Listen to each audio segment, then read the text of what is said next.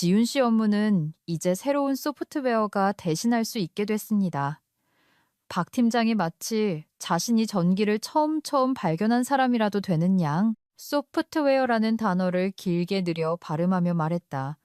나는 그 순간 그의 알량한 자존심이 바지 지퍼를 내리며 으스대는 소리를 들은 것만 같았다. 내 손에는 회사 로고가 밝혀 단 한 번도 마음에 든 적 없던 머그컵이 들려 있었지만 그 순간만큼은 내 인내심의 마지막 끈을 담아두는 납골함처럼 느껴졌다. 내 이름은 이지윤.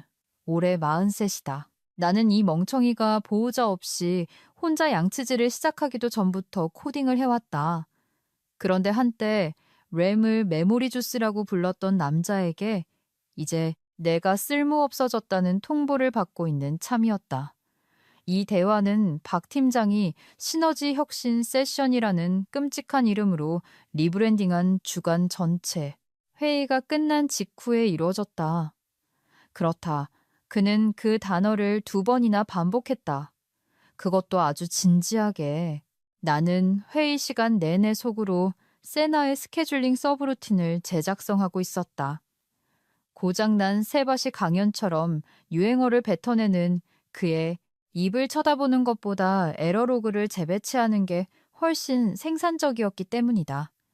그는 본인도 이해하지 못하는 원형 차트가 띄워진 대형 스크린, 앞을 서성거리며 보통 대규모 구조조정이나 사이비 종교의 포교 직전에나 등장할 법한 모호하고 낙관적인 헛소리를 짓거렸다. 우리는 파괴적 혁신을 최적화하고 버티컬을 강화하며 AI 기반 인터페이스로 백엔드 대역폭을 레버리지할 것입니다. 그가 살면서 유일하게 레버리지한 것이라곤 이 회사에 낙하산으로 들어오기 위해 써먹은 자기 아버지의 골프 친구, 우리 회사 대표뿐이었다. 그러다 그는 나를 지목했다. 지윤 씨, 이제 수동 모니터링은 필요 없습니다. 그는 종이조차 없는 해고 통보를 하면서 마치 내게 당첨된 로또 복권이라도 쥐어주는 것처럼 씩 웃었다. 지윤 씨 업무를 처리할 최첨단 AI를 도입했거든요. 내 업무라고? 그는 마치 내가 그동안 포스트잇이나 예쁘게 정리해온 것처럼 말했다. 지난 5년 동안 회사가 스스로 자기 디지털 발에 걸려 넘어지지 않도록 조용히 구원해온 시스템을 엔지니어링한 내 진짜 업무는 안중에도 없이 말이다. 나는 이경규가 카메라를 들고 벽을 뚫고 나오지 않을까 반신반의하며 그를 빤히 쳐다봤다. 하지만 아니었다. 이건 현실이었다. 그는 나를 해고하고 있었고 이 오만한 인간은 자신이 내게 자비를 베풀고 있다고 착각하고 있었다. 나는 고개를 한번 끄덕이고 자리에서 일어나 직장 생활 중 내뱉은 가장 해방감 넘치는 2단어를 말했다. 동의합니다. 그는 아마 내가 눈물을 흘리거나 최소한 항변의 훌쩍거림이라도 보일 거라 기대했는지 눈을 깜빡였다. 나는 그냥 걸어 나왔다. 단 한마디도 하지 않았고 드라마틱하게 문을 쾅 닫지도 않았다. 하지만 내 머릿속에서는 내 안에서는 하이힐을 신은 사보타주 요원에 느리고 정밀한 손길로 그의 커리어에 불을 지르고 있었다. 지하 주차장에 도착했을 때쯤 나는 웃고 있었다. 온몸으로 약간은 미친 사람처럼 폭소를 터뜨렸다. 왜냐하면 박 팀장이 모르는 그리고 이 이야기의 가장 재미있는 핵심은 그가 그렇게 자랑스러워하던 나를 대체할 바로 그 AI가 사실은 나였기 때문이다. 세나, 나의 디지털 딸, 나의 프랑켄슈타인 괴물, 나의 고용 상태와 직접적으로 연동된 라이선스로 구동되는 나의 달콤하고 아름다운 괴물 스크립트. 나를 해고하면 그 라이선스도 만료된다. 어떤 알림도 경고도 없이 우아하고 점진적인 혼돈으로의 추락이 코드 자체에 새겨져 있었다. 그리고 이제 카운트다운이 시작되었다. 카운트다운 얘기가 나와서 말인데 이 채널도 유튜브 알고리즘에 맞서 조용한 사보타주를 진행 중입니다. 영상을 보고 계신 여러분 같은 아름다운 혼돈의 요정들 중 97%가 아직 구독을 안 하셨더군요. 제발요. 생애 첫 구독자의 10,000명을 달성하고 싶습니다. 저 작고 빨간 버튼을 눌러주시면 박 팀장 같은 진상들이 합당한 대가를 치르는 이야기를 계속 먹여드릴게요. 공평한 거래죠? 어쨌든 집으로 차를 몰고 가면서 나는 박 팀장이 매일 아침 아무 맛도 안 나는 블랙커피를 사 마시는 우울한 이디야 매장 앞을 지나쳤다. 연대 책임으로 그 가게까지 망쳐놓을까 잠시 고민했지만 관두기로 했다. 나에겐 와인 한 잔을 따르고 노트북을 열어 그의 파멸을 알리는 초기 진동이 서버를 타고 퍼져나가는 걸 감상하는 더 멋진 할 일이 있었으니까.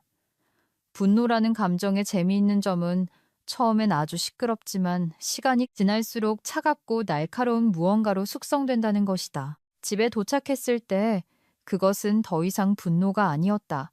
그것은 전략이었다. 왜냐하면 세나는 단순히 업무를 자동화하는 데 그치지 않았기 때문이다. 그녀는 하녀가 아니라 여왕처럼 그 업무들을 지배했다. 그리고 이제 왕관을 빼앗겼으니 그녀는 박 팀장의 왕국을 떠도는 매우 변덕스러운 유령이 될 참이었다. 그리고 나는 그 엑소시즘을 관람할 VIP석 티켓을 쥐고 있었다. 박 팀장 없는 첫째 날 아침.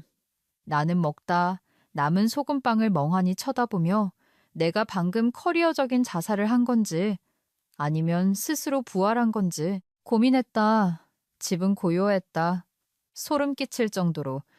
잔디 메신저 알림음도 없었고 이것 좀 잠깐만 해줘라는 부탁도 없었으며 방화벽 한번 설정해 본 적 없으면서 클라우드 컴퓨팅이 실제 날씨와 관련 있다고 믿는 남자의 근거 없는 자신감이 내 책상 뒤를 서성거리는 일도 없었다. 그날은 거의 움직이지 않았다.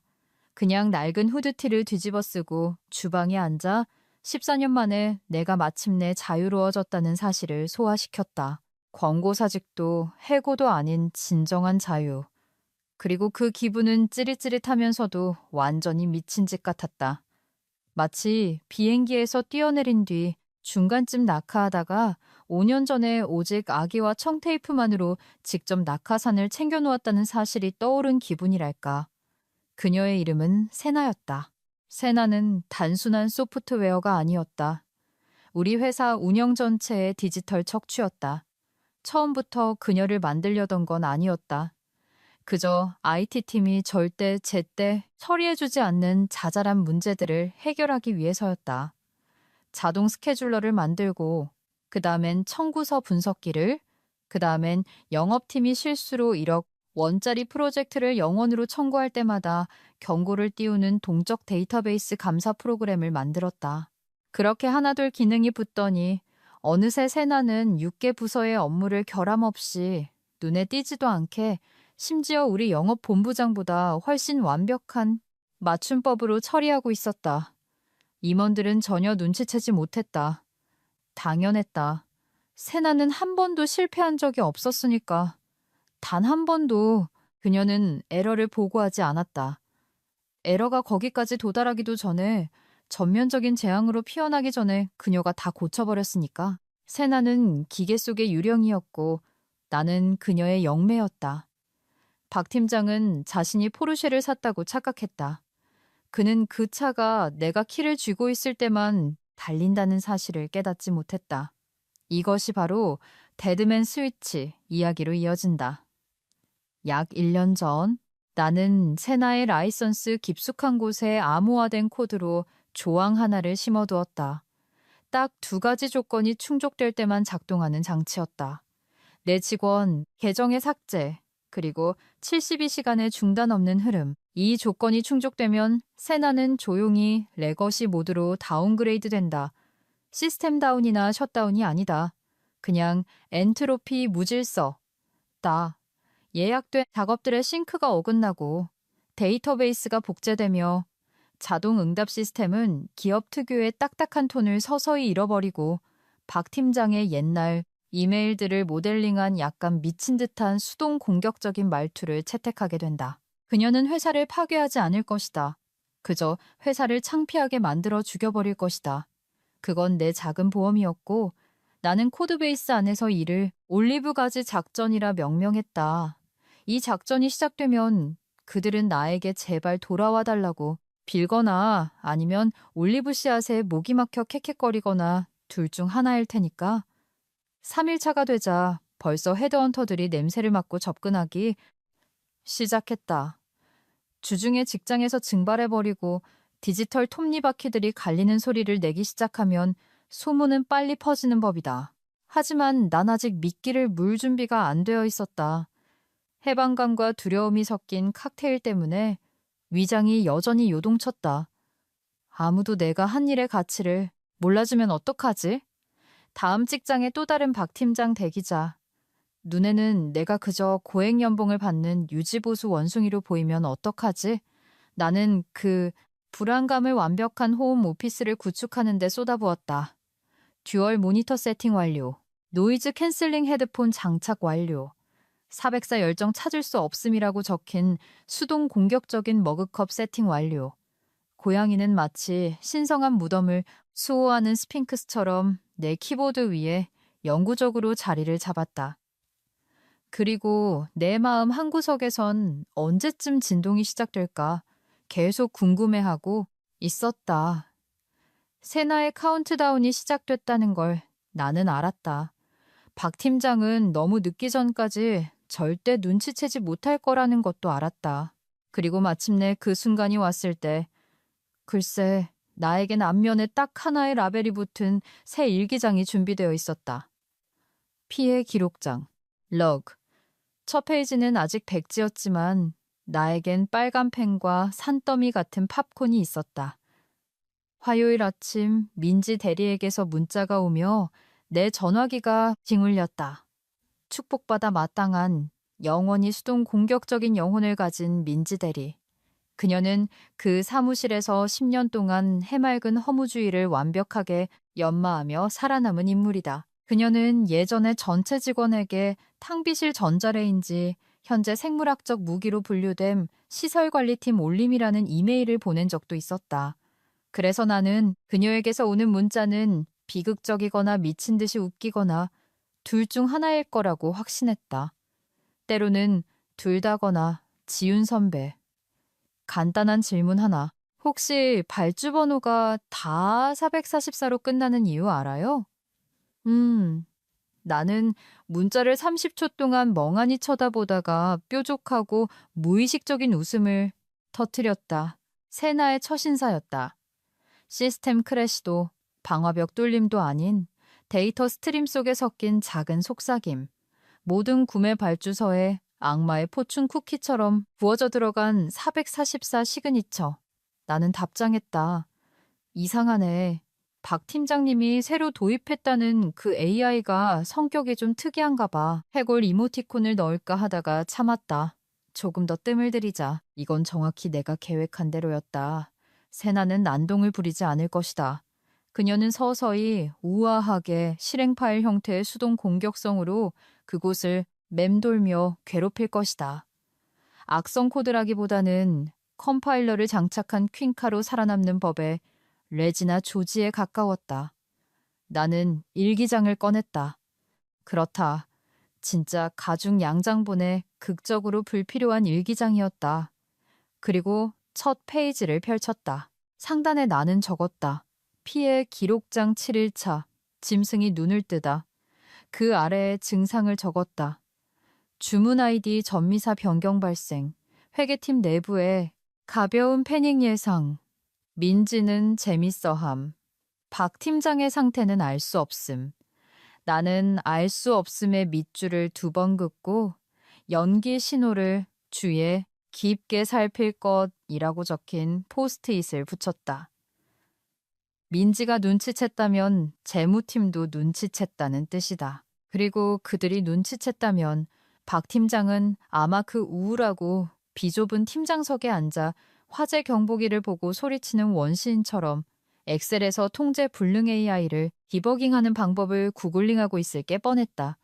그날 오후 후속 문자가 왔다. 민지였다. 선배, 이번엔 장난 아니에요. 시스템이 방금 기타 철물사, 444개를 주문해서 제2회의실로 배송시켰어요. 누군가 상자에 걸려 넘어졌고 인사팀은 물류망 불안정 탓을 하고 있어요. 도대체 무슨 일이 일어나고 있는 거예요? 나는 바로 답장하지 않았다. 이 순간을 음미하고 싶었다. 분위기를 내기 위해 캔들을 켜고 마치 과학 실험을 준비하듯 아이스 아메리카노를 내렸다. 피해 기록장 7.5일차. 제2회의실 혼돈의 물류를 기리는 사당으로 전락함. 인사팀 혼란. 박 팀장은 아마도 변명을 지어내고 있을 것. 세나는 즐거워하고 있음. 모든 것이 기가 막히게 치유되는 느낌이었다. 내가 영혼을 갈아 넣은 이 기계가 나를 가발 쓴 키보드 취급했던 바로 그 사람들을 부드럽게 무너뜨리는 걸 지켜보는 일. 폭발은 없었다. 그저 서서히 타들어가는 망신살 뿐.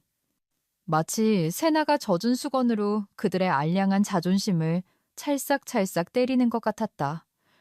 나는 그날 저녁 남은 시간을 무언가 새로운 걸 코딩하는 데 썼다. 복수나 사보타주를 위한 게 아니라 순전히 나를 위한 것이었다.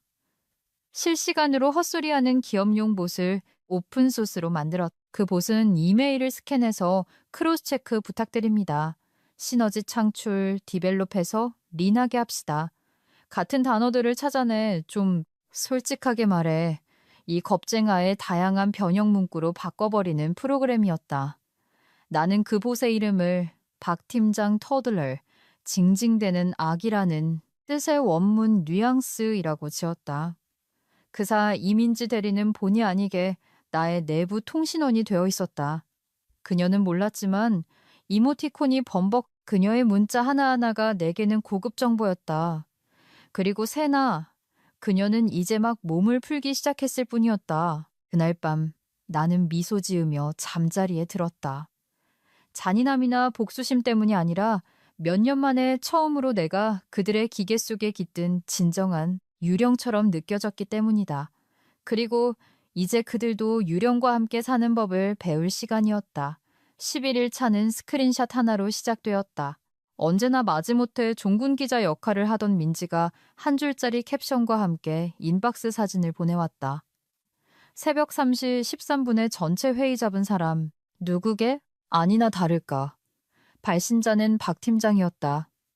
아니, 운영총괄 본부장 박동훈이었다. 본부장이라니 거절당한 군대 계급처럼 들리는 직함을 기어코 스스로에게 부여한 모양이었다. 이메일 제목 스스로에게 부여 미팅. 이메일 본문은 링크드인 포스팅으로 포장된 구조 요청에 가까웠다. 글로벌 애자일 환경을 더 잘 촉진하기 위해 모든 내부 회의는 일출해 더 인접한 시간대로 이동합니다. 일찍 일어나는 새는 벌레를 기다리지 않습니다. 그들은 전략적 아웃풋을 포어캐스팅합니다. 그는 심지어 새벽 3시에 따뜻한 안부를 전하며라는 서명까지 달아놓았다. 나는 답장하지 않았다. 그저 일기장을 열고 적었다. 11일차. 세나. 완벽한 수동 공격 모드 달성. 커뮤니케이션 시스템 손상. 박 팀장의 정신 상태. 황색 경보 깜빡임. 민지에 따르면 거의 즉시 대혼란이 뒤따랐다.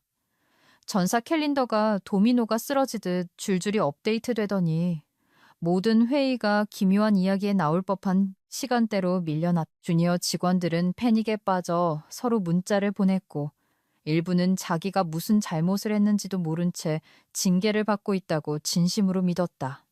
그 한가운데서 박 팀장은 새벽 4시에 긴급회의를 소집하려 했지만 아무도 나타나지 않았다. 그 다음엔 스테이플러가 등장했다. 민지의 다음 문자는 짧지만 시적이었다. 오늘 스테이플러심 42박스랑 빨간색 스테이플러 하나가 배송됨. 스윙라인 브랜드인데 아직 비닐도 안 뜯김. 13일 차가 되자 예전 IT 헬프데스크 자리에 무려 600박스가 넘는 스테이플러 심이 산더미처럼 쌓였다. 빨간색 스테이플러는 매일 정확히 하나씩 계속 배송되었다. 딱 하나씩 마치 박 팀장의 멘탈이 붕괴되는 지점으로 직행하는 빵 부스러기 길처럼 나는 그가 산더미 같은 상자들에 둘러싸인 채 싸구려 합성 섬유 비즈니스 캐주얼 폴로 셔츠 겨드랑이에 땀이 찬 상태로 인턴들에게 벤더사 오류와 물류망 오작동에 대해 핏대를 세우며 소리치는 모습을 상상했다. 하지만 나는 진실을 알고 있었다. 세나는 고장난 게 아니었다. 그녀는 그들을 쿡쿡 찔러보며 절대적인 부조리 앞에서도 평정심을 유지할 수 있는지 그들의 능력을 테스트하고 있는 것이었다. 제일 웃긴 부분은 회사가 아직도 그녀를 셧다운시키지 않았다는 점이다. 보시다시피 박 팀장의 자존심 자체가 하나의 방화벽이었다. 그는 통제력을 잃었다고 인정할 수 없었다. 왜냐하면 그걸 인정하는 순간 애초에 통제력이란 게 그에게 없었다는 걸 인정하는 꼴이 되니까. 그래서 대신 그는 통합 이슈를 탓했다. 민지 말에 따르면 한 번의 스태프 회의 동안 그 단어가 12번이나 튀어나왔다고 한다. 11번은 박 팀장의 입에서, 1번은 그냥 빨리 집에 가고 싶었던 누군가의 입에서. 박 팀장이 말하길 이건 미래지향적 테크로 전환하는 과정에서 겪는 가벼운 난기류래요. 그러더니 스테이플러 박스에 걸려 넘어지면서 사무실 레이아웃이 적대적이라고 화를 내더라고요. 내가 억지로 지어내려 해도 이렇게는 못 만들 거다. 그 남자는 낙엽 청소기 앞에 놓인 햄 샌드위치처럼 갈갈이 찢겨 날아가고 있었다. 그런데도 그는 여전히 모든 게 괜찮고 자신이 새날을 도입했으며 그녀가 어떻게 작동하는지 이해하고 있고 그 떡진재를 바른 머리 위로 물이 차오르지 않았다는 환상에 매달려 있었다. 하지만 세나는 아직 끝나지 않았다. 근처에도 안 갔다. 나는 세나를 정중한 종말처럼 아주 점진적으로 에스컬레이션 하도록 설계했다. 여기선 약간의 혼란을, 저기선 약간의 광기를, 영구적인 피해는 없이 오직 굴욕감만. 추적할 수도 증명할 수도 없는 완벽하게 변명 가능한 굴욕. 그리고 하이라이트는 민지가 전해준 소식이었다. 인사팀에서 이 사태를 스테이플러 폭풍이라고 부르기 시작했다는 것이다. 나는 커피를 내려놓아야 할 정도로 배가 찢어지게 웃었다. 그리고 일기장에 포스트잇을 하나 더 붙였다. 다음 단계. 그들이 작은 금속 이빨들 스테이플러 심의 바다에 익사하게 두라. 박 팀장은 허우적거렸다. 자존심이 그의 입을 틀어막는 동안 등 뒤의 벽들은 이진법으로 수군거리고 있었다. 그리고 세나는 이제 막 워밍업을 마쳤을 뿐이었다. 17일 차는 예산의 대제안과 함께 밝았다. 이번에 민지가 보낸 메시지엔 이모티콘이나 농담이 없었다. 그저 내부 재무 대시보드를 캡처한 사진한 장뿐이었다. 마케팅팀 예산 48, 311, 29점, 37% 초과. 시설관리팀 예산 7, 966, 4,324% 초과. 탕비실 비품 12억 원 초과. 탕비실, 비품의 12억이라고? 전체 상황이 마치 IMF 시절 분식회계로 부도난 유령 회사가 무덤에서 일어나 퀵북스 회계 프로그램을 들이마신 뒤 회계, 소프트웨어에 대고 구토를 해놓은 것 같았다. 그리고 그녀의 문자가 이어졌다. 선배, 대체 무슨 짓을 한 거예요? 나는 수면 양말을 신은 제임스 본드 악당처럼 커피를 홀짝이며 답장했다. 나 퇴사한 거 기억 안 나? 그 새로 도입한 AI 지시겠지. 아주 야심찬 녀석인가 보네. 그녀가 모르는 사실은 세나의 재무 예측, 모듈이 예정대로 작동했다는 것이었다. 실제 횡령이나 해킹은 없었다. 그저 신뢰를 향한 정밀 타격일 뿐. 세나는 중요하지 않은 내부 보고서의 소수점 위치를 조작하도록 프로그래밍 되어 있었다. 47이 4700이 되는 시기였. 경비 요약부는 보톡스를 과하게 맞은 인플루언서의 입술처럼 부풀어 올랐다. 긴급회의가 소집될 만큼은 진짜 같아 보였지만 데이비드 핀처의 스릴러, 영화처럼 의도적으로 복잡하게 꼬아놓은 디지털 덤불을 한 줄 한 줄 빗질하듯 뒤지지 않고서는 도저히 추적할 수 없을 만큼 정교했다.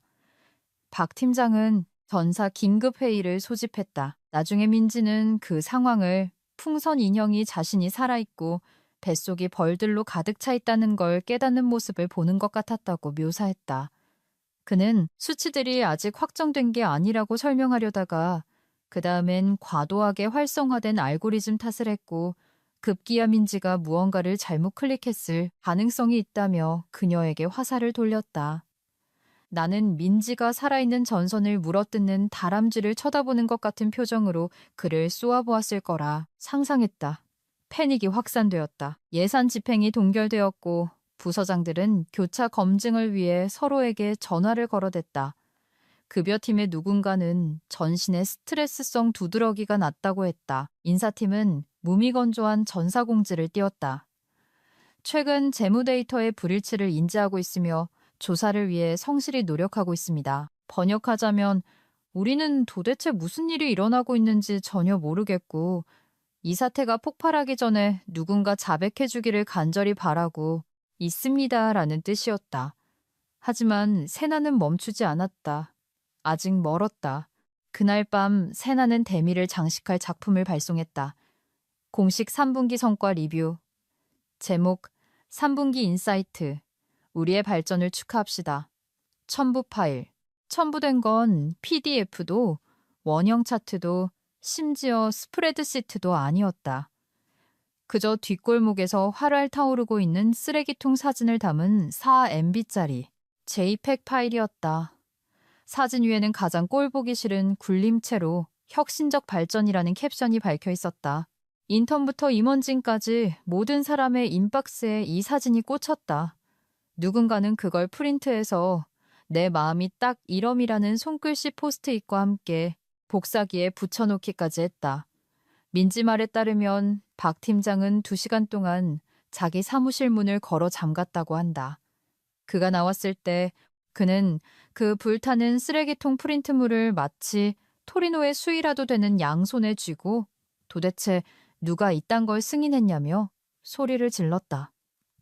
아무도 대답하지 않았다. 왜냐하면 그때쯤엔 아무도 신경 쓰지 않았기 때문이다. 그리고 아이러니의 신이 내게 더 이상 베풀 호의가 없다고 생각했을 때 인사팀에서 이메일이 왔다. 제목, 퇴사자 인터뷰 요청, 회사의 발전을 도와주세요. 오, 피드백을 원하셔. 이제 와서 피드백을? 좋아, 나는 설문지를 열었다. 첫 번째 질문, 당신 매니저의 리더십 스타일을 평가해 주세요. 나는 최하점을 선택한 뒤 내 진심을 담은 유일한 이모티콘을 삽입했다. 똥 무더기. 두 번째 질문. 당신의 역할에서 개선하고 싶은 점은 무엇이었습니까? 답변. 박 팀장이 말할 때 내 얼굴과 그의 입 사이의 거리. 마지막 질문. 지인에게 이 회사를 추천하시겠습니까? 나는 타자를 쳤다. 내가 그 지인을 극도로 증오한다면요. 나는 1000개의 파묻힌 원한을 실어 제출 버튼을 눌렀다. 그러고는 노트북을 덮고 불타는 쓰레기통 사진의 따뜻한 불빛으로 돌아왔다. 이 사진은 이제 내 새로운 바탕화면이었다. 세나는 콧노래를 부르고 있었고 박 팀장은 무너져 내리고 있었고 예산은 불타고 있었다. 그리고 나는 그저 마시멜로가 구워지는 걸 감상하고 있었다. 22일 차가 되자 건식 벽체 뒤에 핀 검은 곰팡이처럼 회사 벽면 사이로 절망이 배어나오기 시작했다. 박 팀장도 마침내 한계에 부딪혔다. 그는 두 손을 들고 외부 지원을 요청했다. 그것도 아무나 부른 게 아니었다. 5글자짜리 으리으리한 펌펌 이름을 달고 시간당 수십만 원을 청구하는 그런 고급 컨설턴트들이었다. 그들은 깔맞춤한 폴로 셔츠를 입고 클립보드와 근거 없는 자신감으로 무장한 채 시스템적 비효율성을 진단하고 확장 가능한 솔루션을 배포할 준비를 마치고 나타났다. 나는 차를 뿜을 뻔했다. 점심이 되기도 전에 민지의 첫 보고가 들어왔다. 무슨 솔루션 아키텍처 펌에서 3명이나 왔는데 한 놈이 오자마자 우리한테 마이크로소프트 액세스 쓰냐고 물어봄. 박 팀장이 우리는 100% 클라우드 네이티브라고 대답하니까 그 컨설턴트가 그게 무슨 뜻이냐고 되묻더라. 박 팀장은 풍동 실험실에 들어간 인형처럼 그냥 고개만 끄덕였어. 나는 일기장을 펼쳤다. 22일 차 컨설턴트 투입됨. 즉각적인 혼돈 발생. 클라우드 네이티브의 상태 매우 이론적임. 자, 여기가 진짜 재밌는 부분이다. 세나의 핵심 코드 베이스. 나는 그걸 일기장과 보물지도를 섞어 놓은 것처럼 짜놓았다. 변수 이름은 반지의 제왕에 나오는 외계어 엘프어로, 함수 이름은 난해한 그리스 비극의 제목으로 달아놓았다. 주석에는 7번째 봉인을 해제하고 싶은 게 아니라면 절대 건드리지 마시오. 같은 글을 달았다. 스케줄링 모듈의 한 섹션은 전체가 자우림의 일탈 가사로 주석 처리되어 있었다.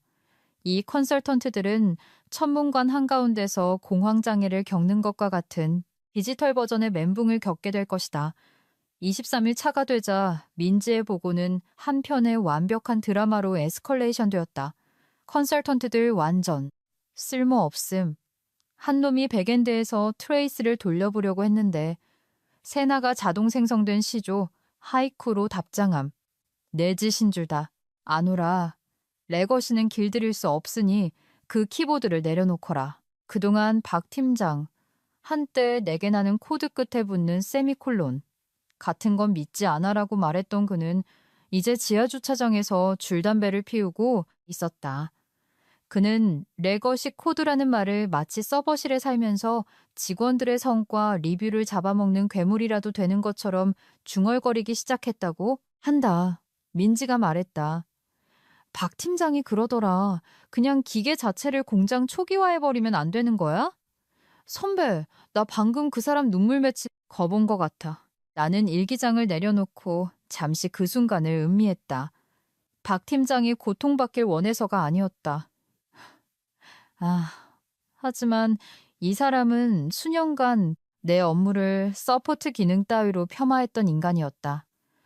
그런데 이제 그가 데려온 고액의 기업용 베이비시터들조차 기저귀 가방이 어디 있는지도 찾지 못하고 있었다. 그때 내 전화가 울렸다. 발신자 정보 없음. 나는 음성 사서함으로 넘어가게 내버려 두었다. 30초 후 음성 변환 메시지가 팝업으로 떴다. 안녕하세요, 지윤 씨. 인사팀 윤 과장입니다. 다름이 아니라 최근 발생한 일부 시스템 장애와 관련해서 짧은 컨설팅 업무를 맡아주실 수 있는지 문의드리고자 연락드렸습니다. 급한 건 아니고요. 지윤 씨 시간이 되실 때 단기 계약 형태로요. 전적으로 선택사항입니다. 제발 회신 부탁드립니다. 제발요. 나는 메시지를 빤히 쳐다보다가 내 고양이가 한심하다는 눈빛으로 방을 나갈 때까지 소리내어 웃었다. 그들은 정말 내가 기어들어가서 그들의 난장판을 수습하고 박 팀장의 바스러진 테크자에 청테이프를 발라줄 거라 생각한 모양이었다. 아니, 이건 컨설팅 기회가 아니었다. 이건 자기 손으로 뱀밑바닥에 구멍을 뚫고 선장에게 널빤지를 걸으라고 명령했던 선원들이 이제야 침몰하는 배에서 구조, 신호를 보내며 구명정 좀 던져달라고 애원하는 꼴이었다. 나는 일기장에 딱 한 단어를 적었다. 거절. 그리고 신선한 커피를 내리고 빈 코드 창을 띄워 새로운 시스템을 스케치하기 시작했다. 훨씬 더 깔끔하고 더 사나우며 온전히 나만의 것인 시스템. 만약 그들이 새날을 되찾고 싶다면 바닥을 박박기며 빌어야 할 것이다. 게다가 나는 음성 메시지에는 답하지 않는 주의다. 제목 긴급 시스템 보안 침해 건 발신자 박 팀장. 그는 여전히 아빠의 양복 재킷을 훔쳐 입은 꼬마처럼 운영 총괄 본부장이라는 직함에 매달려 있었다. 이메일 본문은 도둠체로 쓴 짜증 섞인 투정이었다. 이지훈 씨, 현재 세나 배포와 관련하여 지속적인 이상 현상이 발생하고 있습니다.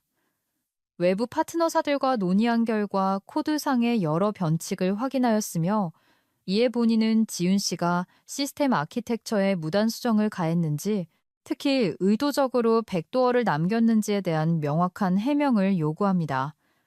사태가 더 커지는 것을 피하고 싶다면 즉시 회신하십시오. 박동훈, 드림. 무단수정이라니. 그는 마치 내가 메인프레임 벽에다 스프레이 페인트로 그라피티라도 그려놓은 것처럼 말하고 있었다.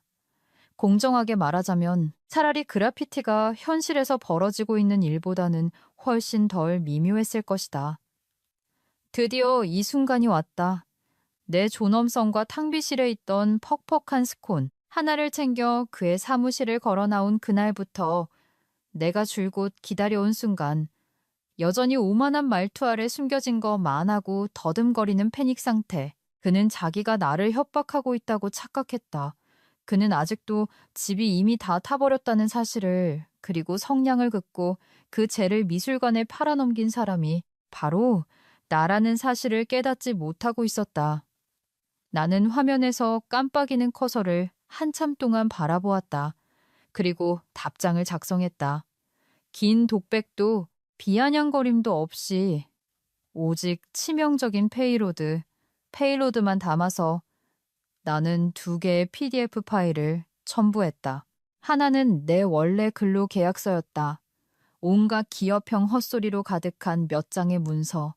하지만 그 안에는 그들이 입사 초기 혼란에 빠져 자잘한 글씨를 읽지 못할 때 내가 조용히 밀어붙였던 조항이 숨겨져 있었다.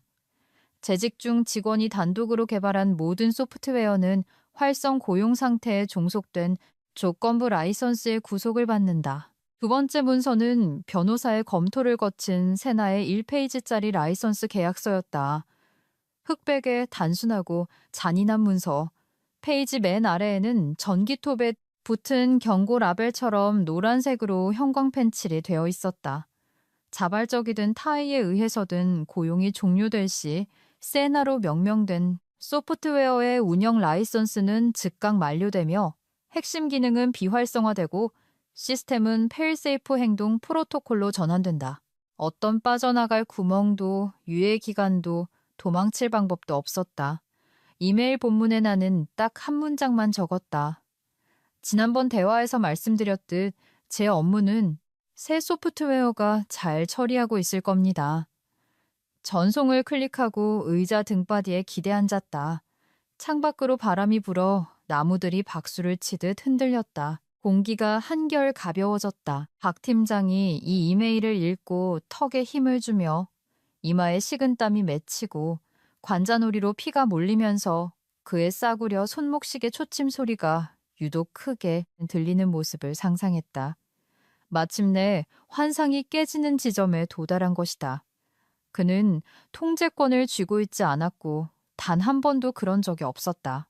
그는 사람을 도구로 교체해놓고는 그 도구를 설계한 것이 사람이며 그 도구는 오직 설계자에게만 충성하고 날카로운 이빨을 가지고 있다는 사실을 잊어버린 것이다.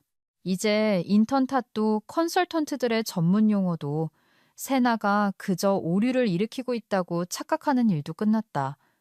이제 그는 이것이 다분히 의도적인 일이며 이 사태를 멈출 수 있는 유일한 사람은 자기가 얄미운 미소와 해고 통보로 지워버리려 했던 바로 나라는 걸 알게 되었다.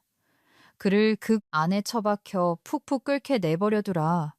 왜냐하면 누군가를 수년 동안 투명인간 취급하다 보면 그가 여전히 자신을 지켜보고 있다는 사실조차 잊어버리게 되니까. 그리고 나는 지켜보고 있었다. 그 영광스럽게 타오르는 불꽃 하나하나를 전부 다. 새벽 3시 17분. 박 팀장의 불면증 위로 시적 정의가 무거운 군화를 질질 끌며 걸어오듯 첫 문자가 도착했다.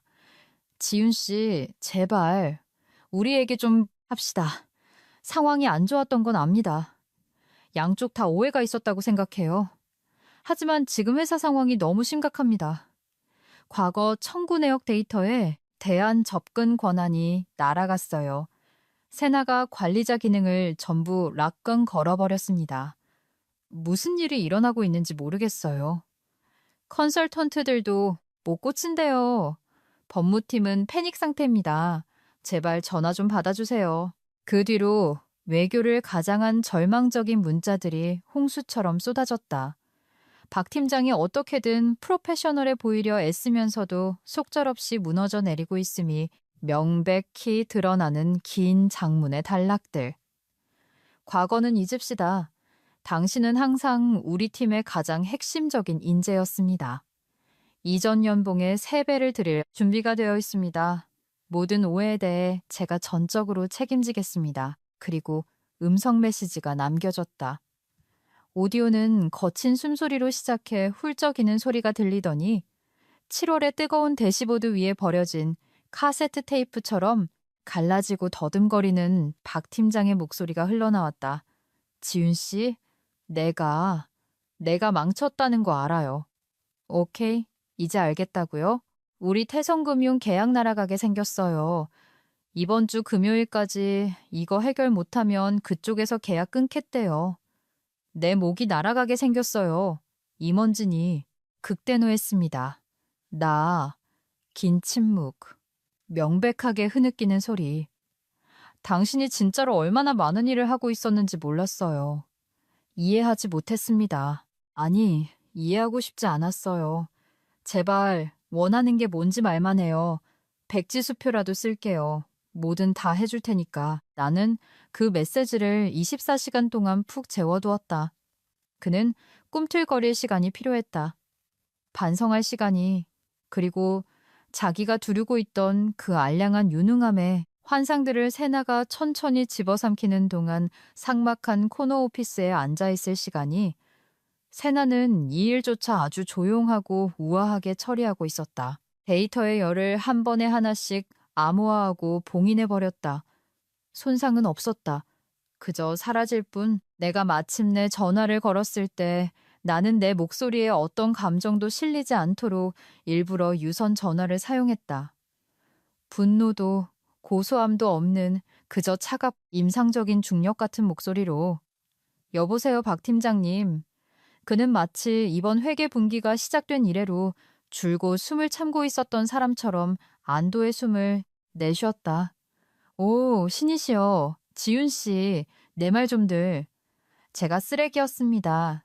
지윤 씨가 그런 대접을 받을 상황을 수습해 주려고 전화한 거 아닙니다. 나는 한겨울의 아스팔트처럼 차갑게 그의 말을 끊었다. 당신이 나한테 뭘 원하냐고 물어봤기 때문에 전화한 겁니다. 침묵. 내가 원하는 건 나는 계속 말했다. 당신이 내 말을 끊고 자기 말만 했던 모든 회의들을 기억하는 겁니다. 당신이 내 아이디어를 가로챘던 일들, 당신이 손을 휘저으며 기술적인 얘기는 우리 같은 일반인들을 위해 그냥 간단히 넘어가자고 말했던 모든 순간들을, 그리고 내 면전에 대고 내 업무를 소프트웨어가 대신할 수 있다고 말했던 걸 평생 기억하는 겁니다. 그가 끼어들려 했지만 나는 허락하지 않았다. 당신은 나를 대체할 소프트웨어를 원했죠. 이제 가졌잖아요. 참고로 세나의 최종 프로토콜은 당신이 내게 직접 연락함으로써 방금 트리거되었습니다. 세나는 과거 데이터 아카이브, 예산 파일, 프로젝트 타임라인, 청구 내역 등 그녀가 손댔던 모든 걸 지금 이 순간 암호화하고 있습니다. 그리고 유효한 관리자 오버라이드 권한을 인식하지 못하면 영원히 멈추지 않을 겁니다. 아, 제 계정이 삭제되었으니 그 권한은 이제 존재하지 않네요. 다시 한번 침묵이 흘렀다. 훌쩍이는 소리. 그의 목소리가 모기만하게 작아졌다. 그래도 당신은 고칠 수 있잖아요. 그렇죠? 나는 그 질문에 대답하지 않았다. 대신 마지막 못을 박았다. 당신은 단순히 최고의 직원을 해고한 게 아닙니다. 당신 내 회사의 불이 꺼지지 않게 유지하던 전선이 어떤 건지 아는 유일한 사람을 해고한 거죠. 세나의 마지막 임무는 아주 간단합니다. 당신이 변기에 처박고 물을 내린 가치가 정확히 얼마인지 두 눈으로 똑똑히 보여주는 것. 그러고는 전화를 끊었다. 작별 인사도 비열한 웃음음도 없이 오직 정적뿐. 이제 기계가 시작한 일을 끝내도록 내버려둘 시간이다. 3주 뒤 나는 햇살이 잘 드는 코너 오피스의 2대의 모니터와 함께 앉아 있었다. 앙심품은 너구리처럼 내게 치익 거리지 않는 고급. 에스프레소 머신이 있었고, 무엇보다 놀라운 건 내가 말할 때 진짜로 경청하는 동료들이 있었다. 내 새로운 보스는 내 이력서를 읽더니 이렇게 말했다. 지윤 씨 같은 분이 마침 시장에 나와 있었다니 저희로선 행운이네요.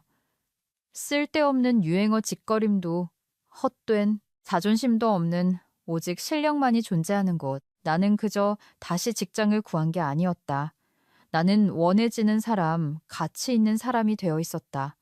굳이 인스타그램에 자랑할 필요도 없는 아주 조용하고 직업적인 르네상스. 좋은 버번 위스키 한 잔을 부딪히며 축하하고 꿀잠을 잘 수 있는 그런 평온함이었다. 그러던 어느 날은 한 금요일 아침 두 번째 라테를 홀짝이며 나를 차도에 뛰어들고 싶게 만들지 않는 아주 깔끔한 코드를 리뷰하고 있을 때 링크드인 알림이 울렸다. 박동훈님은 더 이상 미래 글로벌에 재직 중이 아닙니다. 어떤 상호 일촌도 좋아요를 누르지 않았다. 예의상 남겨주는 추천사도 없었다. 그저 자신의 오만함에 발이 걸려 넘어진 커리어의 부드러운 디지털 부고장일 뿐이었다. 나는 병적인 호기심에 회사 페이지를 클릭해 들어갔고 그들이 올린 가장 최근 게시물을 발견했다. 당사는 운영 복원력 향상 및 기술 인프라 조정을 위해 대대적인 내부 데이터 구조 조정 이니셔티브를 진행 중입니다. 이 전환기 동안 여러분의 인내심에 감사드립니다. 번역하자면 우리가 직접 건물에 불을 질렀고 스프링클러를 해고해버렸으며 현재 녹아내린 랜선 바다에 익사하고 있는 중입니다. 라는 뜻이었다. 그날 저녁 민지 대리가 하이볼을 마시며 문자로 쏟아낸 썰들을 통해 모든 게 사실로 확인됐다. 박 팀장 잘렸어. 이사회에서 바로 해고 때림. 뭐 사내 핵심 인프라에 대한 중대 과실 어쩌고 하더라. 경영진도 싹 다 물갈이 됐고 부서는 완전히 해체 수준이야. 팀 절반이 이미 이직했어. 인턴애들은 이걸 세나의 숙청이라고 불러. 걔네는 AI가 자아를 가지고 복수한 거라고 진심으로 믿고 있어. 굳이 정정해주진 않으려고. 참, 아직도 매주 스테이플러가 배송되고 있다는 소문도 있어. 아무도 주문 안 했는데 나는 하이볼의 사례가 들릴 뻔했다. 눈을 동그랗게 뜬 어린 인턴들이 모니터에 푸르스름한 불빛 주위에 모여 앉아 무지함 위에 세워진 제국을 붕괴시킨 어느 저주받은 유령 코드에 대한 괴담을 모닥불 앞에 전설처럼 속삭이는 모습이 머릿속에 스쳐 지나갔다. 그 이미지는 너무나도 짜릿해서 액자에 넣어 벽에 걸어두고 싶을 정도였다. 하지만 내 등 뒤의 벽에는 이미 액자가 하나 걸려 있었다. 세나가 보냈던 3분기 성과 리뷰의 고화질 인쇄본, 정확히 중앙에 맞춰진 불타는 쓰레기통 사진, 그리고 꼴보기 싫은 굴림체로 적힌 캡션, 혁신적 발전. 나는 그걸 볼 때마다 미소를 지었다. 더 이상 복수하고 싶어서가 아니었다. 복수심은 이미 망가진 맹장처럼 내 안에서 쪼그라들어 죽어버린 지 오래였다. 내가 웃는 이유는 내가 내 방식대로 아주 조용하고 날카롭고 우아하게 해냈기 때문이다. 나는 소리치지 않았다. 인터넷에 폭로글을 올리거나 내 편을 들어달라고 사람들을 선동하지도 않았다. 나는 그저 걸어 나왔고 진실이 스스로 기폭장치를 누르도록 내버려 두었을 뿐이다. 나는 다리를 불태웠고 그 흙 위에 소금을 뿌렸으며 단 한 번도 뒤돌아보지 않았다. 세나는 이제 어딘가 암호화된 드라이브 속 깊은 곳에 웅크린 채 디지털 동면에 빠져 잠들어 있다. 하지만 나는 이제 막 새롭게 시작했을 뿐이다. 끝까지 들어주셔서 감사합니다. 탕비실의 전설들이여. 더 많은 혼돈을 원하신다면 채널 구독을 눌러주세요. 여러분의 옛날 상사가 두려움에 떨며 커피를 쏟게 만들어 봅시다.